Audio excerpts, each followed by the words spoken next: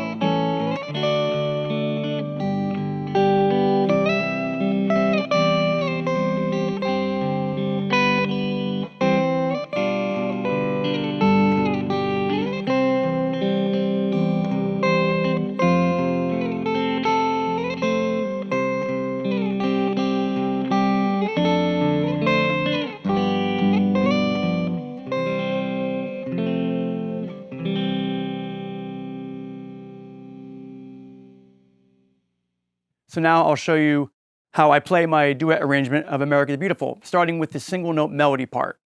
I'm starting on the B string here at the 8th fret.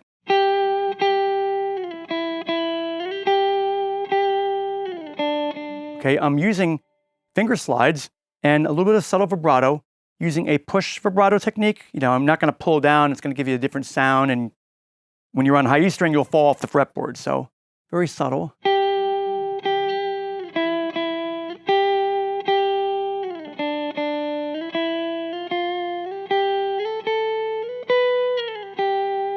Real gentle. And here's a little tip. When you're sliding, don't push down any harder than you need to, because one, you'll overemphasize the slides, make them draw too much attention to themselves. Finger slides are an expressive element.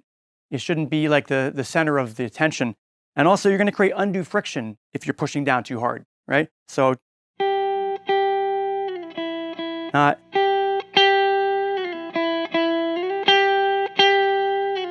That's like you're hearing all those frets. The glissando effect is too much. So.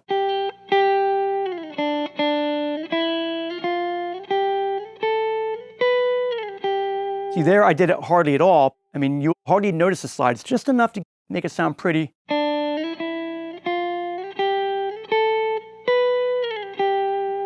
And then sometimes you want to emphasize it more. Second phrase in bar 5, same thing.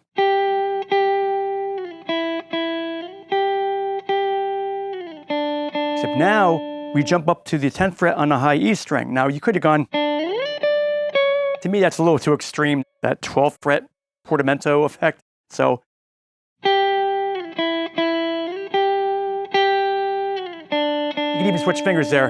And then, so I kind of took off the runway here and then stuck the landing on the D note.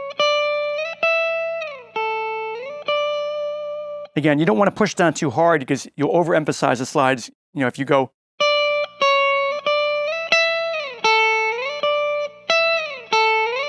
You can make it more subtle by going. And then. That's my favorite part. That's in bar 9 to begin the chorus. You want to get that grace note slide.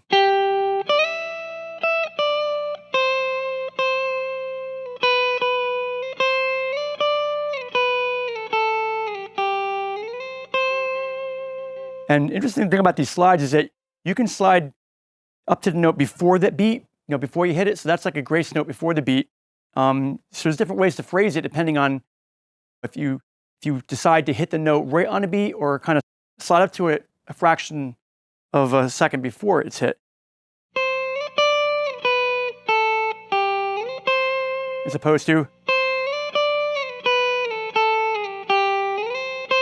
See, I already got to the C note before I picked it. And then coming down the home stretch here, bar 13.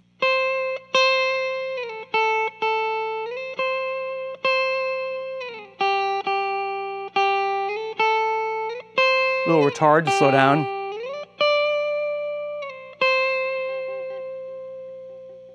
The first time through, you would start it again. Second time, you just go. Just let the note hang. And for the accompaniment, I'm just using straight up cowboy chords with a couple of slightly unusual voicings and keeping the rhythm real simple. You don't want to take away from the melody. So, da.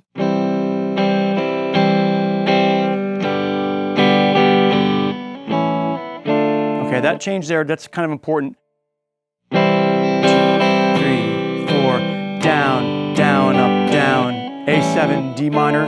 And when you go from A7 to D minor, try to mute the open A string so that it doesn't ring into the D minor chord. That's a big mistake, pitfall that I see a lot of students do, is like they'll go, and you still have that, right? So you want to go. So do whatever you have to do. Give it a little tap with the palm.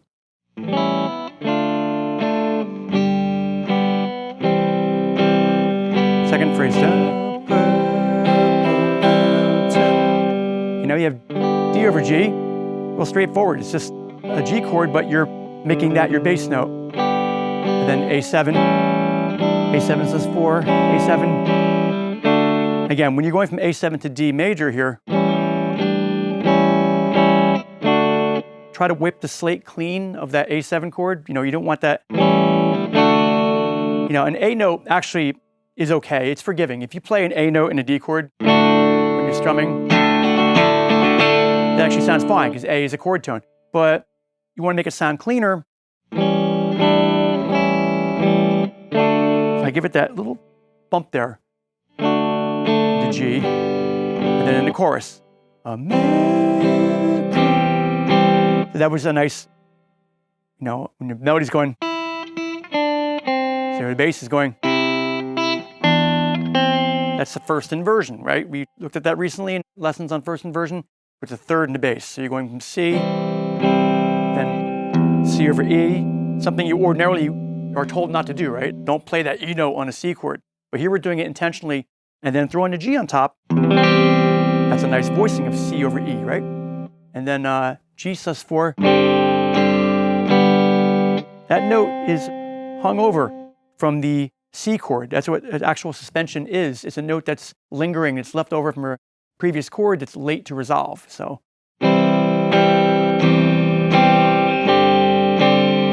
then it resolves. And now A minor 7, G7 over B, and then throw the G bass on the bottom.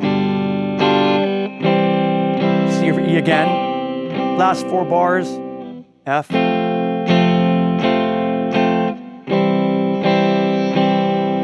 is a little unusual, D minor over F.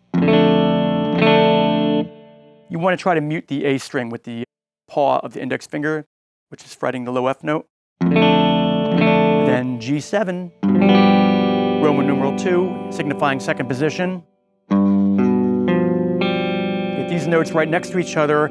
Again, try not to inadvertently mute the open G string with the finger that's fretting the F note. And you get the melody note on top. So that was one way to play it, just cowboy chord style strumming. And if you notice in the performance, when the second time through, I did like a finger picking thing. I went.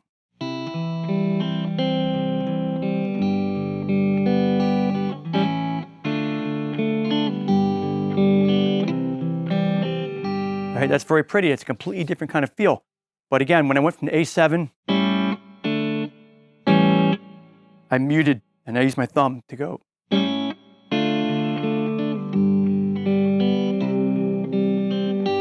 The concept here is to get like a flowing 8th note arpeggiation happening. Sometimes you just have time to just hit the chord because it changes every beat. And then the second bars 5 through 8.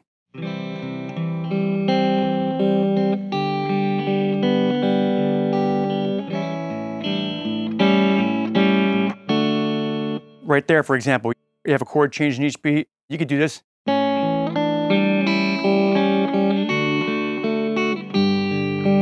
There's no right way. You can sort of kind of casually do it. And then the chorus,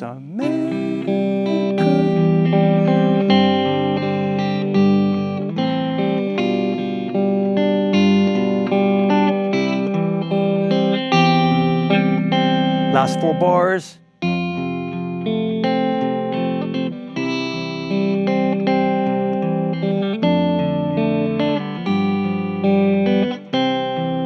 Ending F over C, C.